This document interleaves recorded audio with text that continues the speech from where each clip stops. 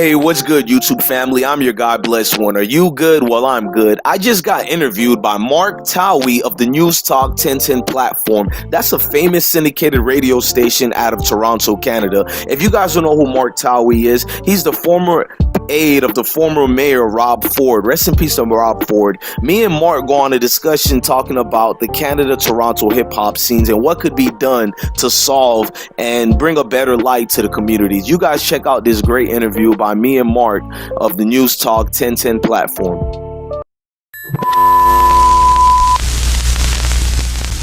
This Newstalk 1010 podcast is brought to you by PocketEmploymentLawyer.ca. Wrongfully dismissed? Changes made to your job? Lowballed on severance? Find out if you have a case before you call a lawyer. Go to PocketEmploymentLawyer.ca. Hey, welcome back. This is Mark Towhey. You're listening to Newstalk 1010.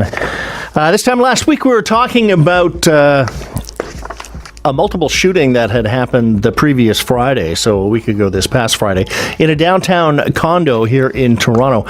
And my son at the time had noted that at least one of the victims was a well-known rap artist in the up-and-coming music industry here in Toronto, the urban music culture, hip-hop, rap, etc. And there seems to be an awful lot of overlap between some of the people who are prominent in this culture as well as some of the gang violence activity that's going on. As you know, I also work with the Toronto Sun, and a couple of the reporters there looked into it and came up with an article on Thursday that connected a lot of the dots between recent gang violence and the rap culture. Not suggesting that it is the majority of participants in either side, gang culture or rap culture, but there is definitely an overlap. One of the people from the sort of rap and hip-hop community writ large also sort of noted the difference in a YouTube broadcast. He goes by the name BlessOne, and on YouTube you can find his channel. I think it is called IsmokeHiphop Live. At least that's what I was watching. Yeah. BlessOne, welcome to the program. Welcome, Mark. Thank you. And you actually pronounced it correctly. And I wanted the name of that channel to stand out. I know people are like, man, why did you call it that? I just tried to fuse like herbal remedies of marijuana to hip-hop because hip-hop needs healing, so I called it I Smoke Hip-Hop. It's just a fusion of both. That's kind of cool. So one of the things that you do with your channel is you kind of comment on what's happening in the hip-hop music scene. You did a special broadcast, if you will, on this shooting that happened a week ago where 3 young men were killed. One at least was involved in the hip-hop community. You talked about him. My question for you is, as somebody who's much more in tune with that sort of art community than I am, why is there such an overlap between violence and this particular type of music? I can explain that, and I love how you properly, showed respect to the proper names, how to call hip-hop art form and all that. I'm pretty sure your viewers, too, they respect that absolutely a lot. And you have the overlap of this. It's like people trying to imitate art, but in this case, we don't have the Picassos in this world today. You got guys are trying to find a fast way out. And unfortunately, a lot of record execs, or even just the industry as a whole, the way hip-hop is, it always was like this with the violence, but now it's just more enhanced now. It's more easier. It's like microwave popcorn. You get it more quicker. It's more closer to your front doors ever than before, because you have a situation where people think this is the only way to navigate themselves out. So when they have another person where they're enticed in beef, which is another opposition where they're not seeing eye to eye, there's no negotiation, there's no proper conversations being done or dialogue between the two camps. It's about gunplay, which is bring any type of weapon you have and do harm to your opposition, because that's not only you're going to eliminate your competition, you're also going to have names in the streets. People are going to love you. Unfortunately, when these guys are killing each other, their names become more prominent. They call it clout chasing, and people are chasing name recognitions out here today. So here in Toronto, we've got a fantastic, vibrant music scene. The urban music scene is huge. My son listens to almost nothing but SoundCloud and YouTube artists who have not yet really broken through with record contracts, etc. But there is that overlap with gang violence. The city, on the other hand, has put money into community centers, including installing some pretty high-tech recording studios in them, because it's thought that, if we can attract these mostly young men, but also some women who are interested in the art, that art might be their escape from a community where gang violence is the norm. But it seems like the violence is coming with them into the art form. Is there a way to separate the two?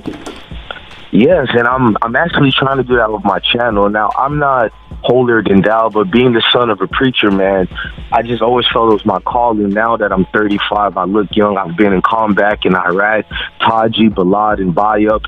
I've been hit up before on the streets, which is shot. So it's like I know that mindset, and I'm almost to a scholar level around the world. I can adapt anywhere I go, so we can teach these guys that.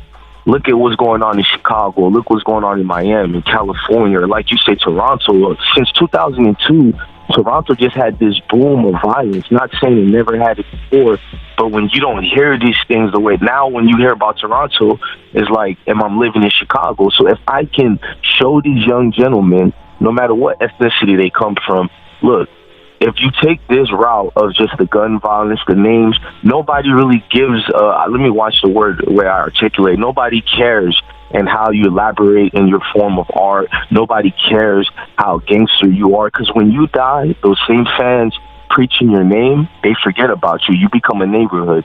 You become a tombstone while your family is still out here struggling, and you actually put them in a more harder position than they were in before you passed away. So if you can let these people know in their mindset, when you succumb to your death in this type of lifestyle, you're just like garbage thrown away on Mondays, Wednesdays, and Fridays, which is trash day over here in the United States. And that's what you are. If you can embed it in their head and get it through them, this lifestyle, although you can make the excuses, I come from a hard lifestyle or not, there are so many loopholes. That recording studio that the city and a lot of people behind the scenes are helping put out throughout the city, these are great ways to throw out your art form. Show them other artists who don't have to do the street life. Show them other artists who came from those same trenches. They never had to pick up the gun. They never had to sag the pants or talk in their own lingos. And I'm not trying to preach something that's just so cliche, but it's the truth. If you can literally show them, and I'm somebody who come from the same neighborhoods you guys come from, and I'm telling you what, there's no love lost.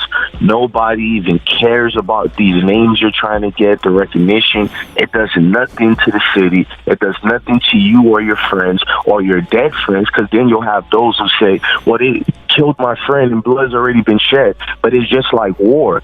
When does it stop? You can make the excuse that blood is shed, but if you can let them know what this is going to affect your kids, your grandkids, if they get a clearer vision on the effects and drawbacks that all this gang banging is doing, then I'm not saying they'll leave the gang, but it can alleviate the pain and pressure that's going on throughout the city. Who are the role models that these young men look up to in the community that could be helping to set that standard to make it uncool to be popping off at each other with guns all the time? I'm not trying to be funny. This is going to be cliche, too. I'm going to say Drake, and I'm going to say other guys' names, too, but Drake is one of the key names. And because Drake aligned himself with certain individuals or aligned with somewhat certain, I'm going to just say allegedly, of these gangs in the city. So now even if Drake tries to preach, like, don't do this or that, they're going to be like, you're affiliated with this person, you're affiliated. But if Drake can show the people that it doesn't matter who he's affiliated with, and he can have a better, more outreach with the people of the city, because I talked to the people of Toronto, and you'll be surprised, a lot of people don't even really like Drake. I think Drake is a progenitor of this, hip-hop boom that's in the city. He's the father of it, but just because you're the father of something, you're going to have bad kids out there who don't want to listen to dad. I'm sorry to use that analogy to any of the guys from these neighborhoods. Listen, I'm more trying to give you guys my mindset. Yeah. And you got members such as it's a gang called the Wash Gang, and I had to learn more about it too. It was after an artist by the name of Pressure. He had a friend called Wasi that got killed by the cops, and it's involving the same situations, Mark, you were just talking about earlier. More violence, and the guy Wasi who got killed, not trying to disparage his name, but he got killed after being on a manhunt for 2 other previous murders. So if you can get guys like Pressure, who comes from those neighborhoods, now he just dropped a new video. I'm noticing he's changing a little bit. He's enjoying this fame even more. So if he can show people through that city, look, guys, I understand we have our own form of PTSD. But look, guys, life has been so much better since the limelight been shined on me. Maybe if we just take it this route and push the music more, we can stop whatever. I don't want to call whatever crusade these gangs are on stupid, but it damn sure isn't some of the best thing that can go on for your neighborhoods. Look at the hardship that are coming your way. I mean, 6 prominent rappers in Toronto have just been killed, Mark, from December to now. The rapper you just talked about, who is 4000 of Talib Twins, he's the one who just got killed with 2 other persons in that R&B, and his real name is Tyrone Newsworthy. Like, I had to learn the city even more and learn these guys individually. And this guy was only, 21 years old. And this doesn't make sense. Yeah. BlessOne, thanks very much for taking time. I really appreciate your insight into this. It's important that we understand it. I really appreciate it, Mark. Don't be a stranger, and I appreciate this call. And you guys listening in, man, this is great stuff right here. Yeah. Take care. Thanks. Have a great Sunday.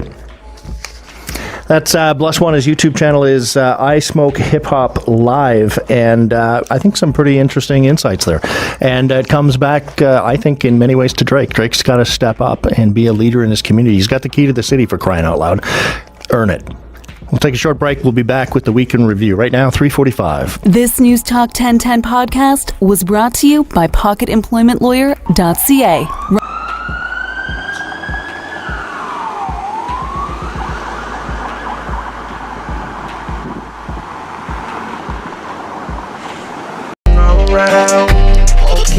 Hey, call me Mr. Big Zo. Whoa, magic spell hit the voodoo. Now we 5-star sipping on that baba cool. Miss the way she go, now she down under. Mr. Thunder bring them poles out, no noise, now she finna see what they bout while you sit. Real Zos don't play, that's the Zo way, only way, man down.